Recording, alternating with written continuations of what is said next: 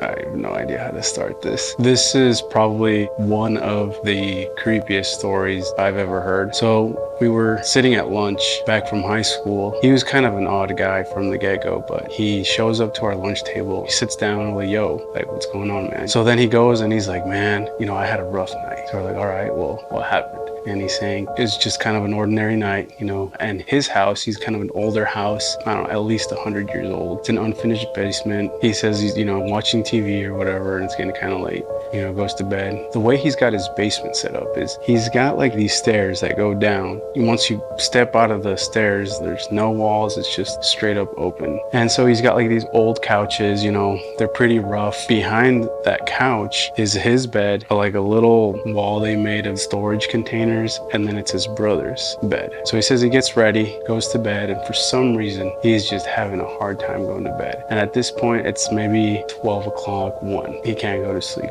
And so he starts to feel like uneasy and weird. And so he kind of looks over at the stairs and he sees like this dark thing. And so he's kind of thinking, oh, this isn't nothing. This is just shadow, or, it's just dark. He turns over again and he's just like restless. But then there's this thing, this like gut feeling. He's like, something's there. He kind of is refusing to look over there. Finally, just like, whatever. And he looks over there and he sees it now. It's this tall, lanky, hunched back thing wearing this pointed hood at the beginning of the stairs. He's kind of like, what the fuck is this? So he grabs his covers, puts it over his head, and he's just thinking, there's no way it's gonna be there. Shoots the covers back down, and it's like 2 steps down. So then he's like really freaking out. And at this point, he's trying to like call for his brother, who is just inches away from him. And he's like trying to just yell, and like nothing is coming out. Again, shoots the covers over and is like, there's no way this thing is fucking here. So then he brings the covers back down, and again, the thing is moving down. One thing that really tripped me out was he's got this window, this small window, and for you to even hit the base of that window, you've got to be well over like 7 foot. And this thing,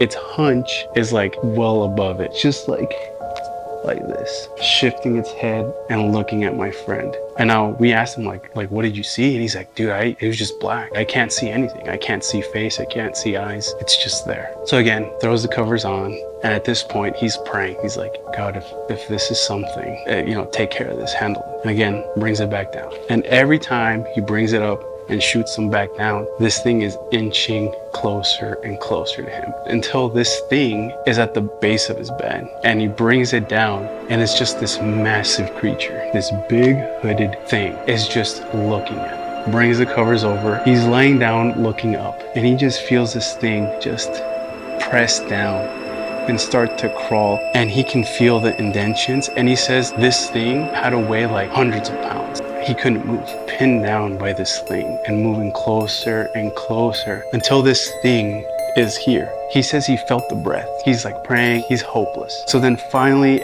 he shifts from being scared to being like pissed off, because he's like, get the fuck off me, and brought the covers off. The thing was gone. So he looks over at the clock, and it's only been like 2 minutes.